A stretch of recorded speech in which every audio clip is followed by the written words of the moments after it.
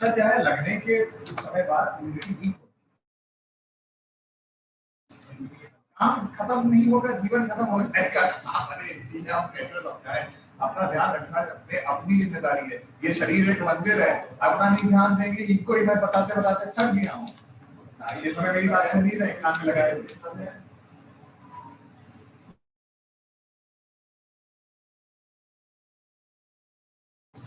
बेटा कोमल सारे बच्चों से कह दो ये डाल दो ग्रुप में, क्लास स्टार्ट हो गया है। प्रशांत, यस सर, थैंक यू भैया।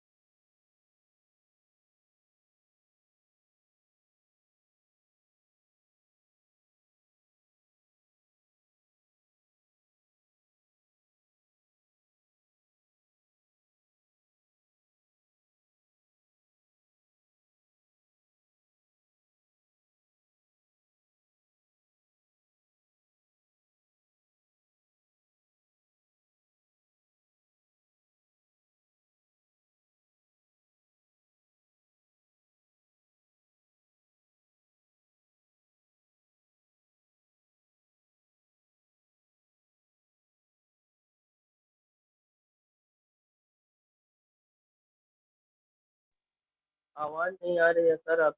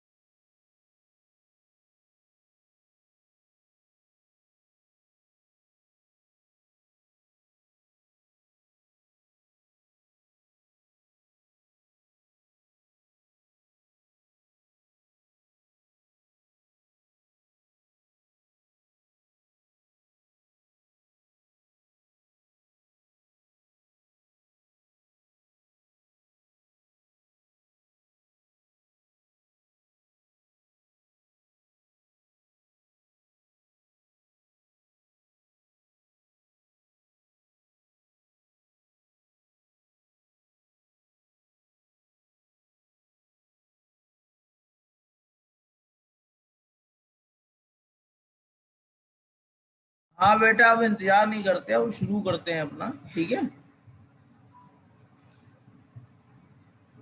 आते जाएंगे, जुड़ते जाएंगे।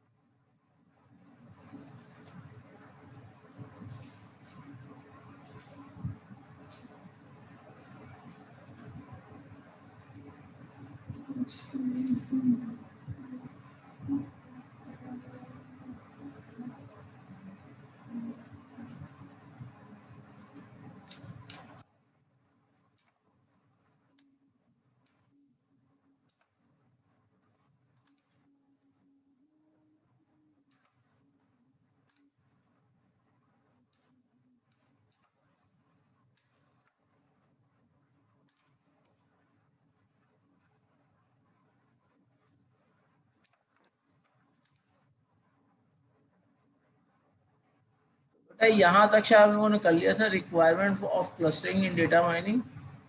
Yes sir. इस बार फिलहाल हमारी इसमें आगे पूरी मदद रतन सर ने की है। चलते हैं फिर आगे।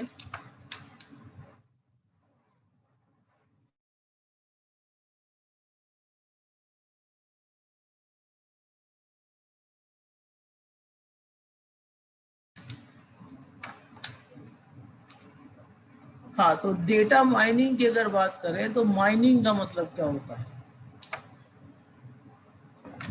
आपने तमाम गेम देखे होंगे जिसमें माइनिंग होती रहती है। माइनिंग का मतलब बेटा क्या है, बता सकता है? जैसे माइनक्राफ्ट है, लौकी क्राफ्ट है, ये सब गेम खेले हैं आप लोगों ने? Yes. हाँ, तो माइनक्राफ्ट में क्या होता है बताओ? ये फ्री वाला गेम नहीं, पैसे वाला गेम है। इसका मतलब प्रशांत पैसा दे के खेला इसको? नहीं सर, खेला तो हाँ। अच्छा, देखा है यूट्यूब वीडियो में? Yes sir. लौकी और चपाती वाला जो इंडियन गेमर्स है उनका, है ना? ये मत सोचने लगना कि मैं यूट्यूब जो को फॉलो करने लगा हूँ। कैरी मिनाटी और पता नहीं कौन है, इन सबको जानता हूँ। जैसे यलगार गाना उसका भी अभी आया है, अच्छा गाना है ना प्रशांत? यस। सुना है आपने? हाँ सर। आदेश ने भी सुना होगा। प्रशांत फैन है सर कैरी मिनाटी का, हैं?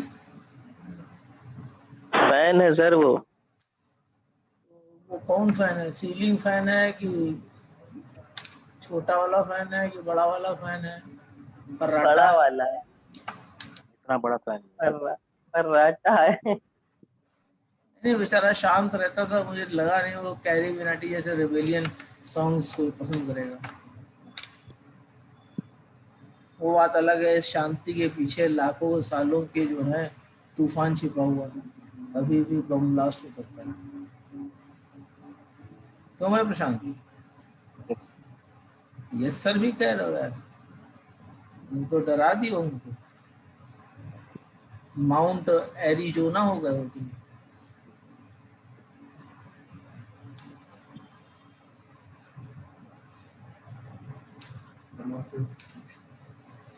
तो सबसे पहली चीज ये होती है कि हमारे पास जो डॉक्यूमेंट्स हैं इनका बहुत बड़ा कलेक्शन होता है कि नहीं होता है?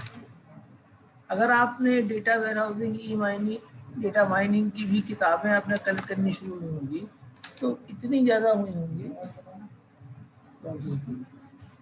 कि कितनी होंगी, ठीक है ना? बहुत ज़्यादा आपने आर्टिकल्स इकट्ठे किए होंगे, बुक्स इकट्ठे किए होंगे, डिजिटल लाइब्रेरीज गए होंगे, जो आपका आजकल ई लोफ आया हुआ है, गए हैं आप लोग?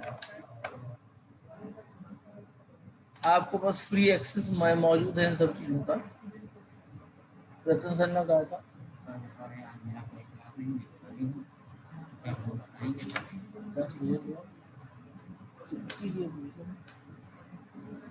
ठीक है। अब इसमें अगर हम देखें तो हम कई तरीके से डेटा को देखते हैं जो ऑर्गेनाइज है। एक तो सेमी स्ट्रक्चर डेटा है। सेमी स्ट्रक्चर डेटा का मतलब क्या हो गया कि जैसे आप मेरी पीपीटी देख रहे हैं, मेरी पीपीटी स्ट्रक्चर्ड नहीं है। क्या मैंने फील्ड का डेटा, मतलब हर एक फील्ड अलग अलग भरी हुई है? तो स्ट्रक्चर्ड में तो फिर टैबुलर फॉर्म पे आता है ना, तो सेमी स्ट्रक्चर्ड में तो ऐसे डेटा टैबुलर फॉर्म पे जो स्टोर नहीं कर सकते। तो तो फॉर सेमी एग्जांपल स्ट्रक्चर का मतलब ये हुआ कि कुछ चीजें हैं जो स्ट्रक्चर्ड फॉर्म में हैं और कुछ चीजें ऐसी हैं जो स्ट्रक्चर्ड फॉर्म में नहीं। अब जैसे पीपीटी में देखिए, कहीं कहीं हमने हेडिंग दे रखी है, फिर हेडिंग के नीचे उससे मार्फत मैंने टेक्स्ट लिख रखा है, तो ये एक तरह से सेमी स्ट्रक्चर्ड है। अनस्ट्रक्चर्ड डेटा का मतलब क्या है कि पूरी नॉवेल आपने लिख डाली है, उसमें से आपको मतलब की चीजें अपनी अपनी माइंड करनी है। तो इसमें सबसे इम्पोर्टेंट चीज होती है टेक्स्ट का रिट्रीवल, कि टेक्स्ट को कैसे रिट्राइव करेंगे। समझ में आ रही ना बेटा भैया? Yes sir. जैसे यहाँ पे लिखा है, फॉर एग्जाम्पल अ डॉक्यूमेंट में contain few structured field such as title, author, publication date, ये तो स्ट्रक्चर्ड फील्ड हो गई। but along with the structured data, the document may contain the large amount of unstructured text. जैसे उसका abstract हो गया, content हो गया, तो without knowledge what could be the in the document, it is very difficult to formulate effective queries. आपने queries लिखना सीखा है, फिरोज सर आपको बता ही रहे हैं, तो क्या उन्होंने क्वेरी ऐसी लिखनी सिखाई है कि अनस्ट्रक्चर्ड डेटा पे भी हो जाए? नहीं सर। नहीं सर। अभी तक आपने जो भी क्वेरी पढ़ी होंगी वो आपके पास एक टेबल होगी, उसमें कुछ फील्डें होंगी, उस फील्डों में कुछ डेटा होगा और वो फील्डें मिलाएंगी एक रिकॉर्ड, और आपको उन सारे रिकॉर्डों को ढूंढना होगा जहां पे आपकी पर्टिकुलर कंडीशन ट्रू हो रही हो। यही तो होता है शायद, मुझे डीबीएमएस नहीं आता, मैं इसलिए कह रहा हूँ। हाँ सर। तो it is comparatively very easy to use this thing, but it is comparatively very difficult in the field of data mining to mine the data without the proper structure, without the proper organization, without fields and without data.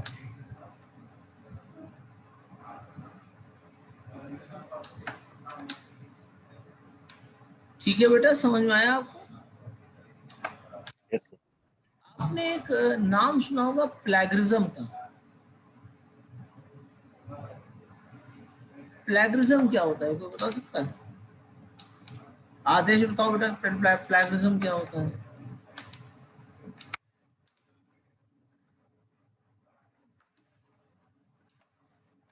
देखो, सूरज आज नहीं आया, इसका तो मुझे समझ में आया कि बाहर बादल बहुत है, बाकी कोई क्यों नहीं आया? अक्षित क्यों नहीं आए? आदर्श, अमन क्यों नहीं आए? सर हमें कुछ पता नहीं है सर। अरे यार, आप हम दो ही तो हैं। जी सर। तो हम दो को तो साथ बाइंड रहना चाहिए ना, क्योंकि कभी कुछ आपको मालूम होगा, आप उनको कन्वे करोगे, कुछ उनको मालूम होगा तो आपको कन्वे करेंगे।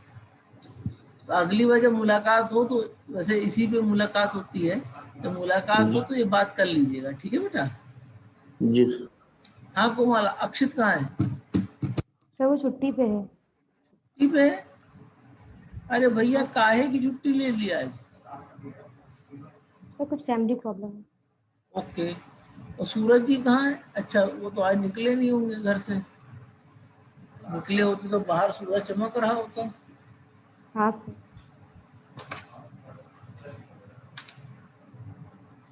चलिए, फिलहाल कुछ मेरी बात से समझ में आया कि क्या रादर डिफिकल्टीज हैं in the process of data mining? Yes sir. Yes sir.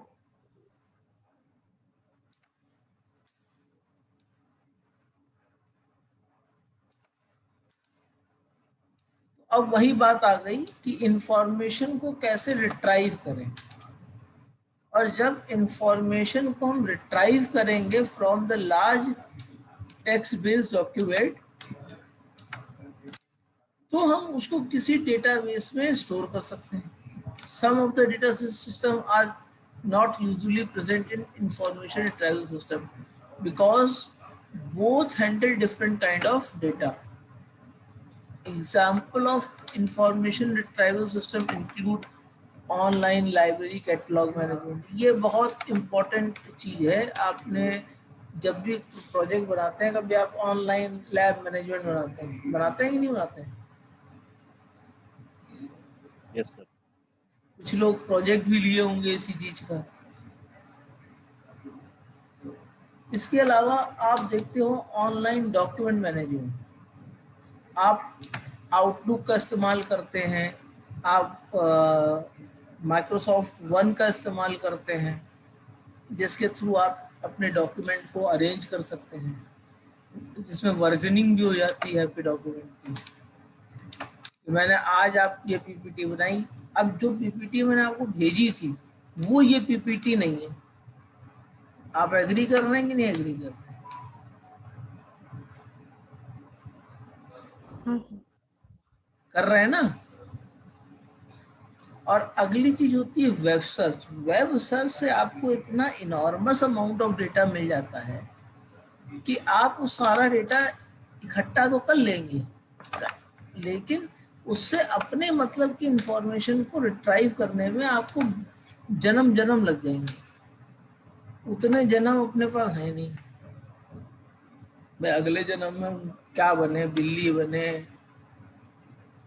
कि कॉकरोच बन जाए, क्या बने पता है कोई?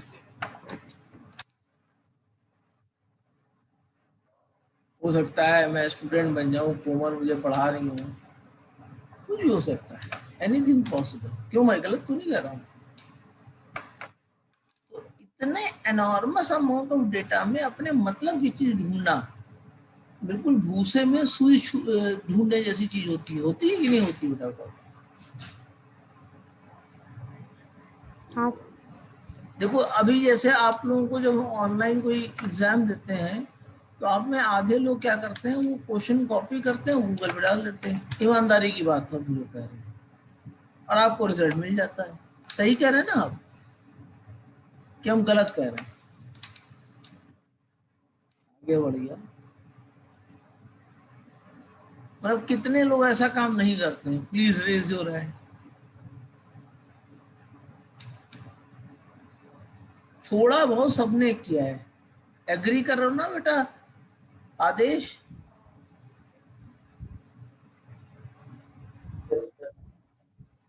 लेकिन अभी एक टेक्निक मुझे समझ में आई है कि मान लीजिए मैं जो आपको इमेज दे रहा हूं उसको इमेज में कन्वर्ट कर दूं,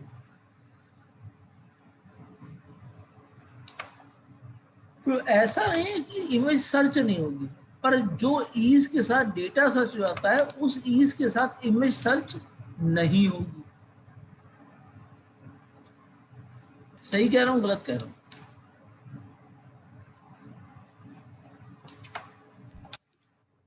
हाँ सर। मतलब हमें ईजीनेस देखनी है, इजीनेस देखनी है, कैसे इजी हो सकते हैं और कैसे काम को कर सकते हैं। ठीक है बेटा, आगे चलें। आदर्श समझ में आई बेटा बात? Yes sir. कि we have millions of books to read, but do we read all of the books? आप लोगों को अल्टीमेट देखो तो क्वांटम पकड़े दिखाई पड़ोगे। हम चाहे कोरमैन दे दें, चाहे प्रेसमैन दे दें, चाहे जो मैन दे दें, आप आखिर में पकड़े हो क्या होगे बताओ मुझे?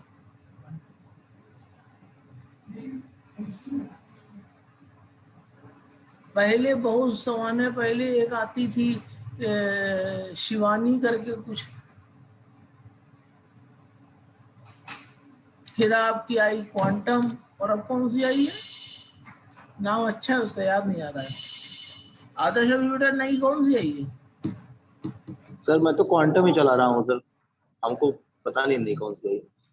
नहीं, एक बहुत अच्छी आई है यार, लेटेस्ट है, with the new courses and these all. वो अच्छी अच्छी चीज है वो। चलिए जब मुझे याद आता है तो बताता हूँ। लेकिन अगर आपके पास स्टैंडर्ड बुक्स हैं, जो मैं भी आपको दे भी देता हूँ, तब भी क्या आप क्वांटम पढ़ना छोड़ देंगे? नहीं छोड़ेंगे। उसका रीजन क्या है कि उसमें क्वेश्चन लिखा रहता है, उसका आंसर लिखा रहता है, आपकी इंफॉर्मेशन ऑर्गेनाइज फॉर्म में होती है। आपको मालूम है अगर ऊपर क्यू लिखा है तो नीचे ए लिखा होगा। गलत तो नहीं कह रहे? बेटा समझ रहे हैं मेरी हाँ सर। बात को? हाँ सर। अब the main problem of an information retrieval is to locate relevant document in a relevant document collection based on the user query.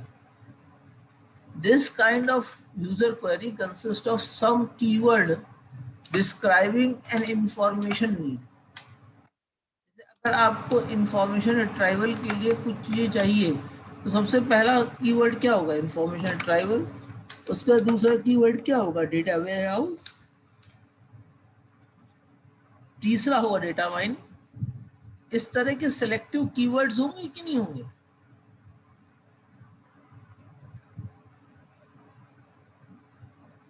Clear है बेटा? हाँ सर।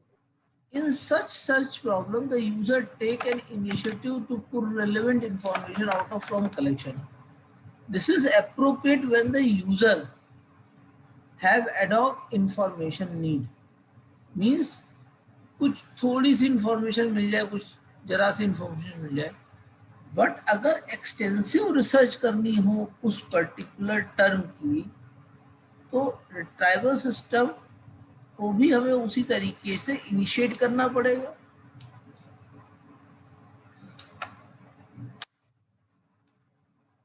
जिससे कि वो नया डेटा जो न्यूली अलाइव इंफॉर्मेशन है उसमें भी उसको सर्च कर सके। This kind of access to the information called information filtering.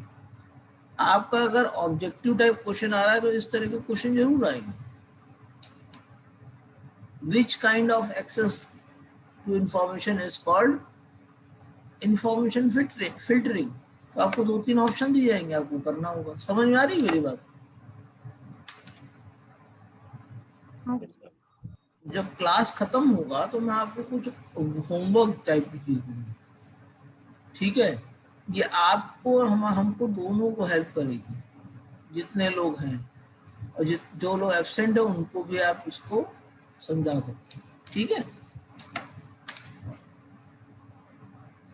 Basic measures for text retrieval.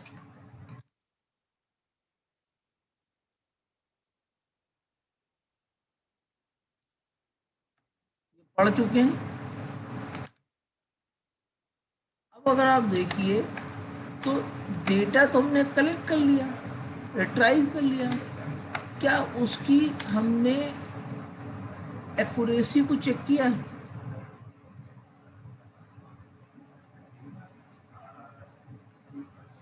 तो अगर आप वेन डायग्राम से शो करना चाहें तो रेलेवेंट यूनियन रिट्राइव होता है। क्लियर है ना?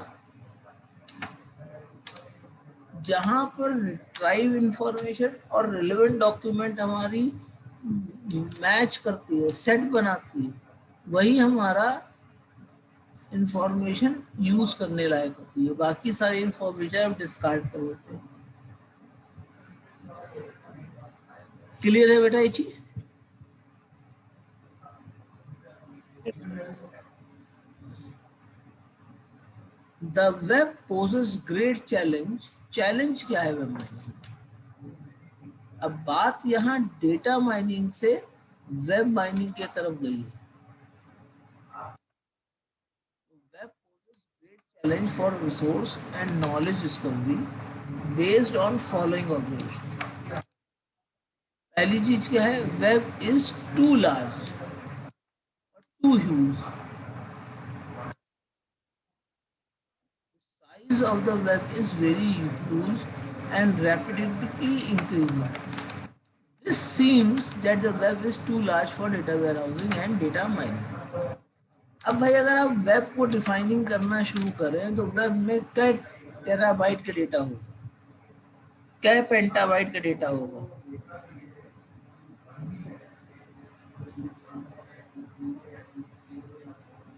रतन सर से कभी डिस्कशन हुआ होगा आपको तो उन्होंने हडूप के बारे में बात किया होगा, या आगे चल के आप लोगों का बिग डेटा नाम का एक जो है सब्जेक्ट आएगा, उसमें हडूप आता है। Hadoop basically enormous amount of data को एक्सट्रैक्ट करने के लिए यूज किया जाता है। तो तमाम सारी चीजें आती जाएंगी। क्लियर है बेटा?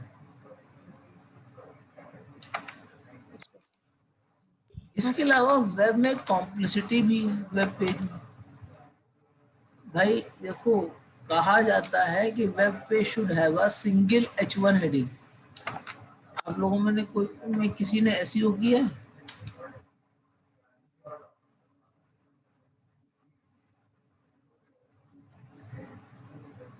क्यों बेटा?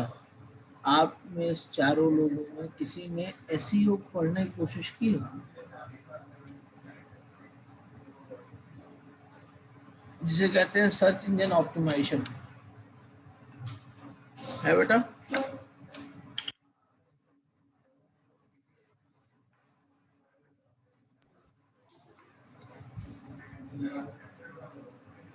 किसी ने पढ़ा है? हाँ या ना बोलो। नहीं सर। वैसे मैं आपको राय दूं कि आप जब आपके एग्जाम खत्म हो जाए तो एसईओ के बारे में थोड़ा बहुत कहीं ना कहीं से सीखे जरूर, क्योंकि जैसे पहले एक जमाना था कि जब लोग कहते थे इंग्लिश क्यों सीख रहे हो, और आजकल आप उसी से पूछो इंग्लिश क्यों ना सीखी हमने, अगर सीख ली तो क्या फायदा होगा।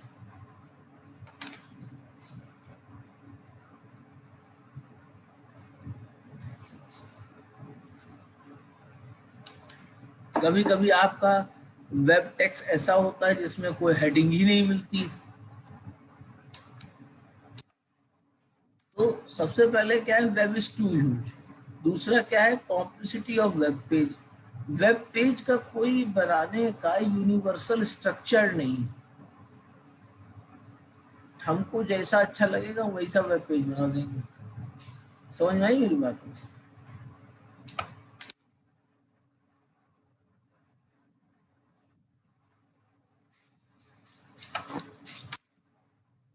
उसके बाद क्या है, web is dynamic information source. अगर आप किसी डायनेमिक वेबसाइट पे जा रहे हैं, डायनेमिक वेबसाइट का मतलब ये कदापि नहीं होता है कि टेक्स्ट उसका इधर से उधर जा रहा है, ऊपर से नीचे आ रहा है। डायनेमिक का मतलब ये होता है कि आपका जो चीजें हैं वो जुड़ी हुई हैं न्यूज से, स्टॉक से, जो हमेशा पल भर में चेंज हो रहा है। आप लोगों ने क्रिकबज़ देखा होगा, देखा है क्रिकबज़? मैच का स्कोर पता लग जाता है। हाँ सर। तो क्रिकबज़ में इंफॉर्मेशन हर 4 मिनट बाद रिफ्रेश हो जाती है, या हर डिलीवरी के बाद इंफॉर्मेशन चेंज हो जाती है। समझ रहे ना बेटा आप? ये सब जो है आपकी हाई लेवल की स्पोर्ट शॉपिंग जो है, मतलब इस तरह की वेबसाइट है जो आपको क्या जवाब, मतलब रिफ्रेश हो जाएगी तो आप पुराना डेटा जिसमें काम कर रहे हैं फिर से बदल जाएगा। तो इसमें आपका कोई डिसीजन मेकिंग बहुत जरूरी है। इसके अलावा diversity of user community, the user community on the web is rapidly expanding. These users have different background, interest and usage purpose. अब फिलहाल इन्होंने ये स्लाइड में जो डेटा में डाला था, तो 1000 मिलियन, मतलब 100 million work station are connected to the internet. आजकल वर्क स्टेशन की जगह हम लोग क्या यूज करते हैं, वी यूज मोबाइल। कर रहे हैं कि नहीं कर रहे हैं? और अगर आपने एक ध्यान दिया होगा कि सबसे पहले पॉपुलर कम्युनिटी साइट कौन सी थी, बता सकता है?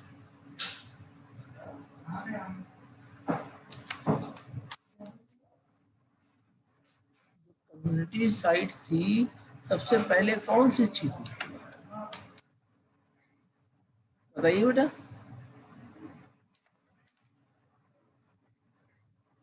नहीं, फेसबुक क्या को जानते हैं?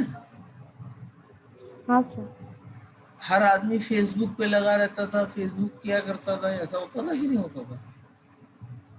अब अगर आप देखिए तो फेसबुक आप दिन भर में कितनी बार यूज करते हैं?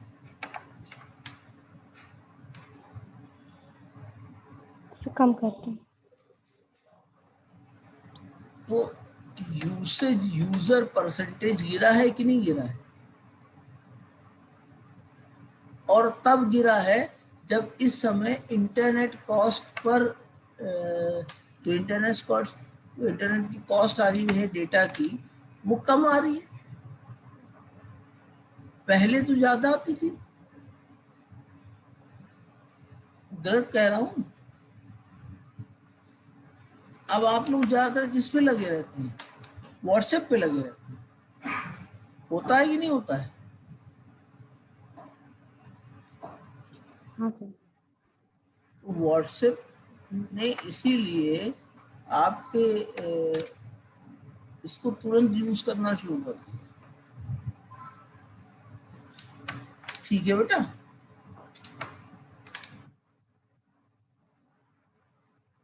के बाद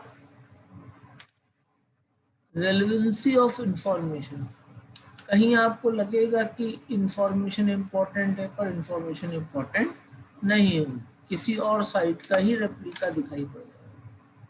तो ये सब चैलेंजेस हैं हमारे वेब माइनिंग के। अब अगले क्लास यानी मंडे को हम लोग जो है डेटा माइनिंग का इंट्रोडक्शन करके आगे की चीजें पढ़ेंगे। ठीक है बेटा? तो अटेंडेंस डाल दी तुमने? डाल दिया है। Thank you very much and sorry for today, thank you I am being late. Thank you.